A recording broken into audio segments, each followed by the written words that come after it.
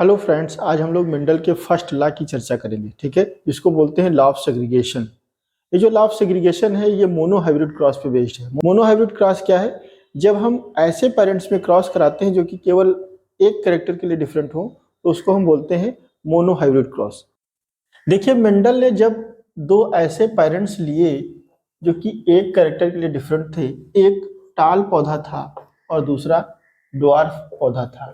ठीक है, इसमें जब इन्होंने क्रॉस कराया तो इनको F1 में जो एक्सप्रेशन मिला वो टाल का मिला।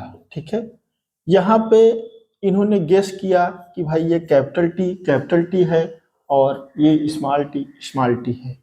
इसके बाद F1 में जो आया ये कैपिटल टी स्मॉल टी है। ठीक है, अब यहाँ पे इनको चूंकि टाल मिल गया और क्रॉस इन्होंने किसका कराया था? टाल और ड्वार्फ का। तो अब यहाँ पे ये बड़ा ही कंफ्यूज हो गए कि भाई ये ड्वार्फ गया तो कहाँ गया। अच्छा, इसके बाद जब इन्होंने इस F1 में सेल्फिंग कराई तो इनको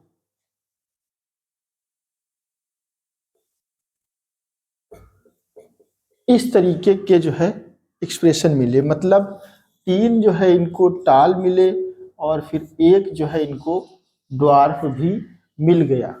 अब ये और आश्चर्यचकित हो गए कि जब ये ड्वार्फ यहाँ पे एक्सप्रेस नहीं हुआ था तो यहाँ पे कैसे एक्सप्रेस हो गया। ठीक है, तो अब इन सारे ऑब्जर्वेशन को इन्होंने जाना समझा, बहुत ही अच्छे तरीके से उसको जो है डीपली समझा, तब इस लॉ को जो है इन्होंने एक्सप्लेन किया।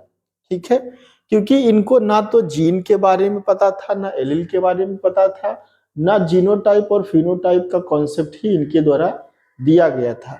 इन्होंने केवल ऑब्जर्व किया, चीजों को फिनोटिपिकली ऑब्जर्व किया और उस बेसिस पे इन्होंने पूरा लॉ बना दिया। ठीक है, अब देखते हैं इन्होंने किस तरीके से इसको जो है एक्सप्लेन किया।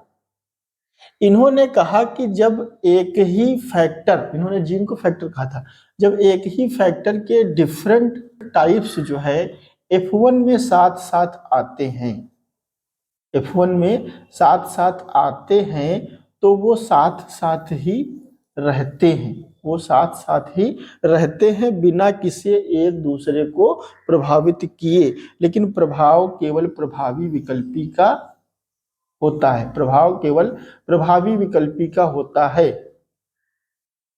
जैसा कि यहाँ पे इनको टाल मिला था, लेकिन गैमीट बनते समय ये दोनों टाइप्स जो हैं फैक्टर के, ये एक दूसरे से अलग हो जाते हैं, ये दोनों एक दूसरे से अलग हो जाते हैं और अलग अलग गैमीट में चले जाते हैं। इसी को लॉ ऑफ सेग्रीगेशन कहा गया। अब आइए इसको हम आसान भाषा में समझते हैं कि लॉ ऑफ सेग्रीगेशन है क्या।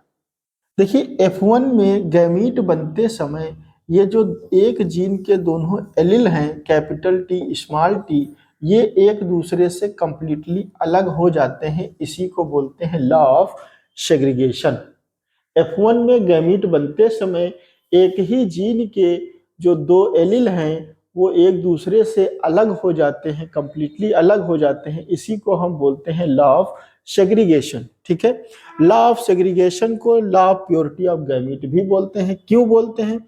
देखिए, यहाँ पे जो गैमीट है वो बिल्कुल प्योर है, ये टालनेस के लिए बिल्कुल प्योर है और ये ड्वार्फनेस के लिए बिल्कुल प्योर है। इसीलिए हम इसको law of purity of gamete भी बोलते हैं।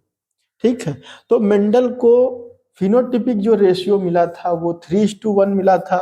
तीन टाल थे और एक जो है ड्वार्फ था F2 में। ठीक है, F2 में जो इनको टाल और ड्वार्फ का रेशियो मिला वो तीन टाल और एक ड्वार्फ का रेशियो मिला, जबकि जो जीनोटिपिक रेशियो था वो 1:2:1 था। ठीक है, तो यहाँ पे एक जो है कैपिटल टी, दो कैपिटल टी और एक स्मॉल टी। तो इस तरीके से फिनोटिपिक रेशियो 3:1 और जीनोटिपिक रेशियो 1:1 का रेशियो इनको प्राप्त हुआ। ठीक है, तो इस तरीके से हमने लॉ ऑफ सेग्रीगेशन को डिस्कस किया। आज के लिए बस इतना ही, मिलते हैं नेक्स्ट वीडियो में। Thank you very much for listening to me.